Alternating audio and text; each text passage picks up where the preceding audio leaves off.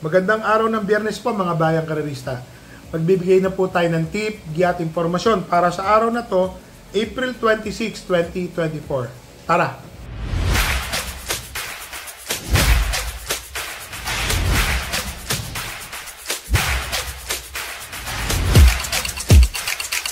So mga bayang karerista, meron pong hinandang 7 karera sa araw na to. Pakita ko lang po yung ating kopya.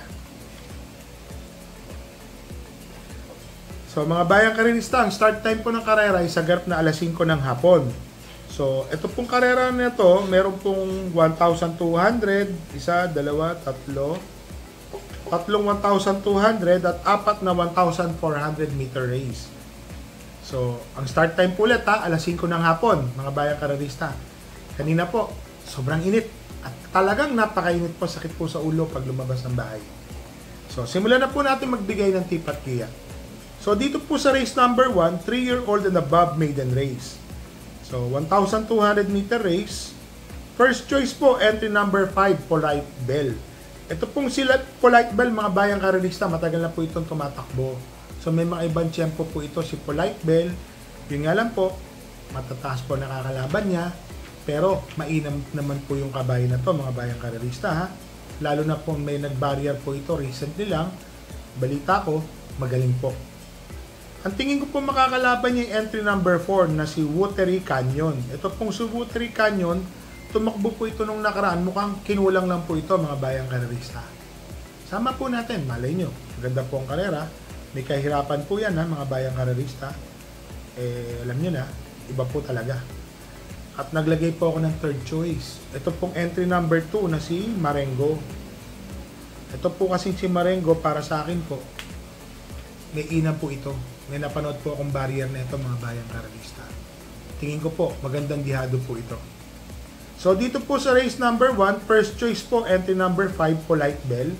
Second choice po, entry number 4, Watery Canyon. Third choice po, entry number 2, Marengo.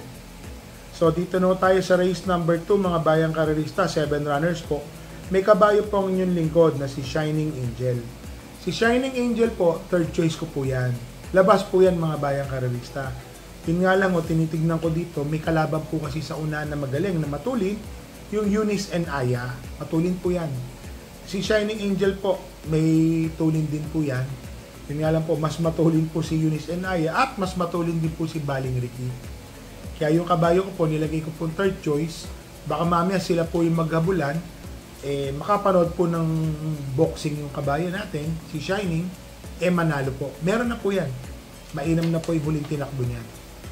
So, third choice ko po siya. Ang first choice ko po dito yung entry number 7 na si Baling Ricky. Mga bayang karerista, si Baling Ricky po, nanalo po yan, galing ng 6 to 10, nakababa po ulit siya. Parang ganun po Ngayon po, nakabalik po siya sa non-placer. Tinalo po niya noon si Ringabel. Basta yung magandang po ang tinalo nito Parang tama nga. Si Ringabel po ata. Tinalo siya. And then, mainam po ito. Para sa akin po, ito po ang horse to beat dito, si Baling Ricky. Mababa rin po sa laban, mainam na kabayo. Wala po, malilinis po lahat yan. Ang second choice ko po dito, itong entry number 2 na si Eunice and Aya. Yung nakaraan po, tumakbo po ito. Nakipaggabulan po ito kay Safe in the West. Excuse me lang po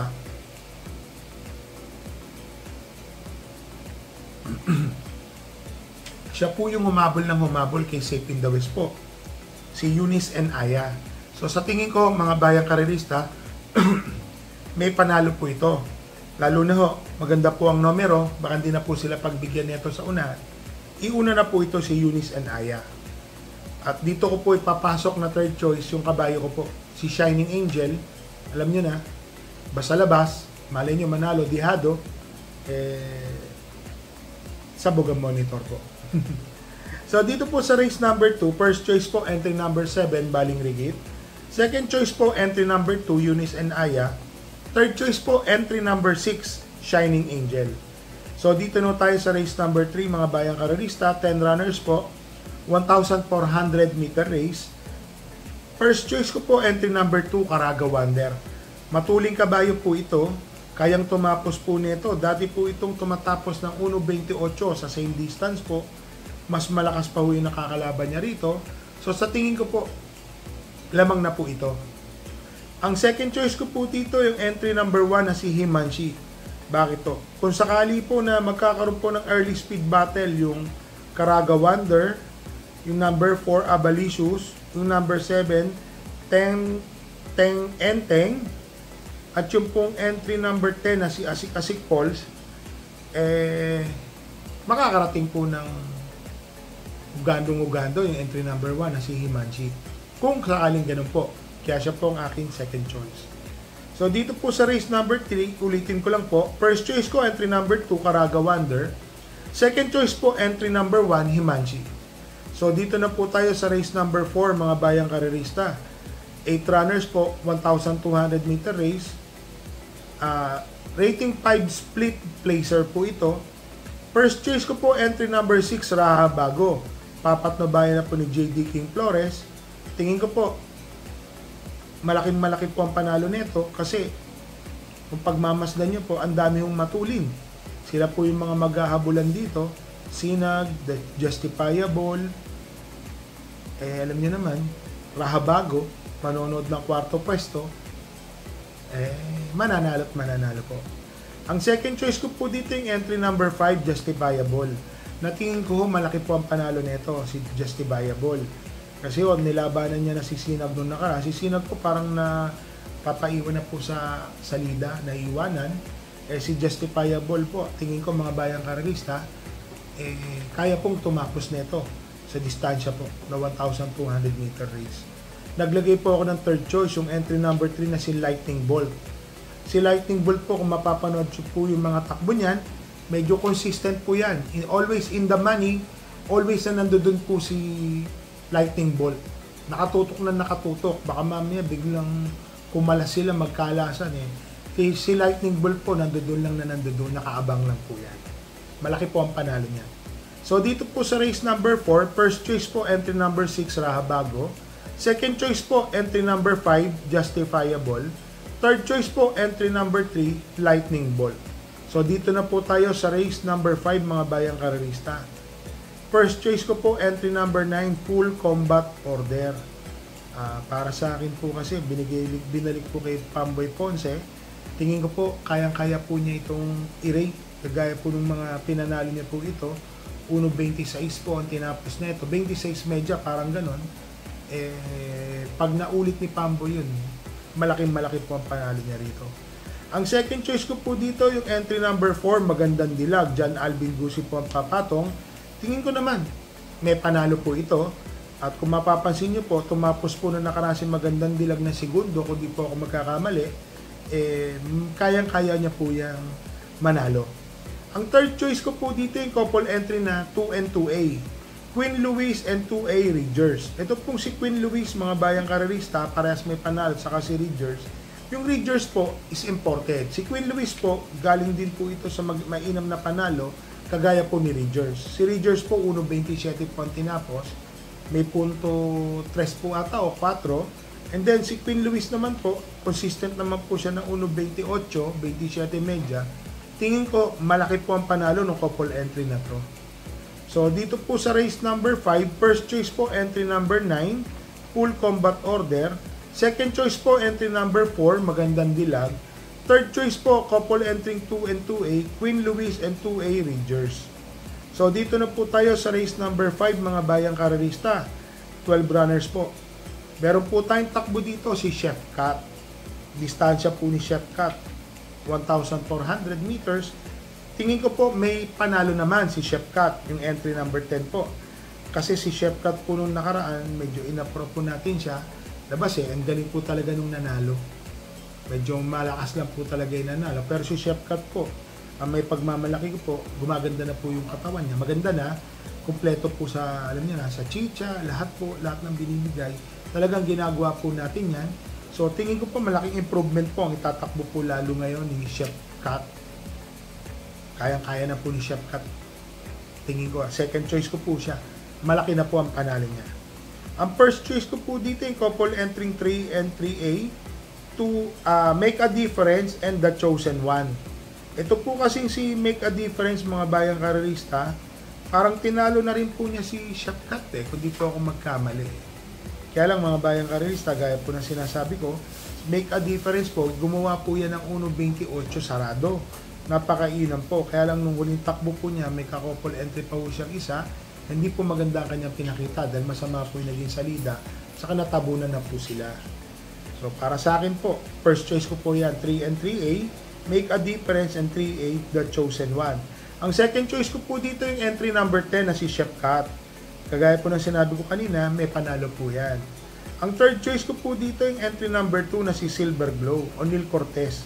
Alam naman po natin, pagkabayi po ni Ma'am Luis Dicena, palaban po yan, mainam po yan. Lalo na po si Silver Glow, nakabalik na po sa ratings na talagang kayang-kaya po niyang nananalo. So, dito po sa race number 6, first choice po, entry number 3 and 3A, make a difference, 3A, the chosen one. Second choice po, entry number 10, Chef Cat. Third choice po, entry number 2, Silver Glow.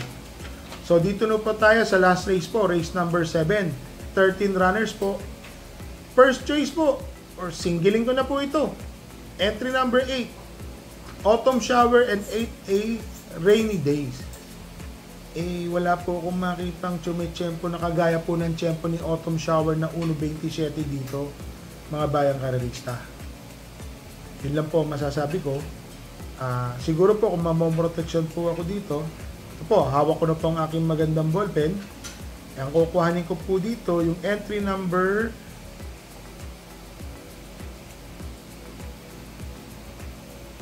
di po ako makapagsalita. Ang hirap! Wala po talaga akong makita Mababa po sa laban. So, kung pamorkas na lang po ang pag-uusapan o may tsamba po dito, ito na po siguro si Captain Bob, entry number 4. Pamorkas ko po siya or magpo-protection po ako.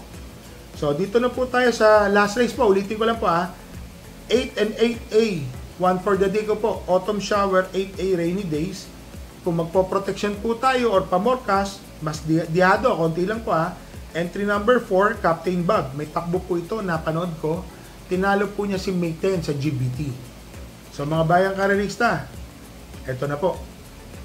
Yung nangyari po kasi kay Doña Chichay, ganda po ng tinapos. Sana po, nagsitama po kayo. Maganda po ang chinempo niya, 1.27. Pumanik po siya, ipinanik na lang po siya ng dalawang bracket sa GBT. Bali napunta po siya sa GBT 11 kasi nung una po doon daw po dadalhin sa mataas tapos yung mga ibang nanalo po noon na plus 2 kilograms pala ang igagawin sa kanila sa pagtakbo nila. Medyo parang kahit saan ko tignan parang hindi ko maganda, pero ganun, wala po tayong magagawa, ganun po talaga ang karera. At least hindi po napunta doon sa 6 sa 8, 9, 10 or kung saan man. Sa 11 po siya napunta. Kahit pa paano po masasabi ko, nasa double digit. So mga bayang karerista, mag-shoutout lang po tayo kay Mr. Ding Galing-Galing, kay Mr. Badjaw Recosana ng Japan. Nasa Japan po yan. Badjaw, ingat kayo dyan mga kapwa nating involved sa karera, mga hinete, mga sota, exercise rider dyan. Ingat kayo dyan sa Japan. So sa Paliko OTV, shoutout po sa inyo sa mga nangangarara po dyan ngayon. Sana po nagsisitama po kayo. Kay Mr. Edwin Crisostomo, shoutout po kay Mr. Abel Lugto. Ito po, happy birthday po to Mr. Edgy. Happy birthday po sa inyo. So, bayang karerista ng Batang Gonzaga, shoutout po na sina Ramil, Crisanto, Arnel, at Wilfredo Menudo Reyes. Wow, masarap yung menudo. Tapos, shoutout po tayo kay Mr. Edgar Paredes ng Tayuman Tondo. Ang pagbati po, paggaling po kay Mr. Gary Dimaranan po. So, dito po, shoutout po tayo sa Gary Dimaranan Luis ng Caloocan City. So, ito po araw-araw po natin babatiin to hanggang sa marriage po niya yung birthday niya. Si Mr. JR Cabansag po, on April 9. Happy birthday po, Boss JR Cabansag. So, mga bayang karista, sobrang init po. Magdala po tayo ng tubig habang tayo po yung nangangarera. Inom po tayo ng inom. Mahirap pong madisgrasya or ma-mild stroke. So, tatandaan niyo po mga bayang karerista, bet small, win big, bet big, lose big. Yun po ang gagawin natin. Para nire-remind ko po kayo madalas, hindi po natin pwedeng uwi ang pera ng karerahan. Marami po yan mga bayang karerista. So mga bayang karerista, happy racing po and stay safe po sa inyo.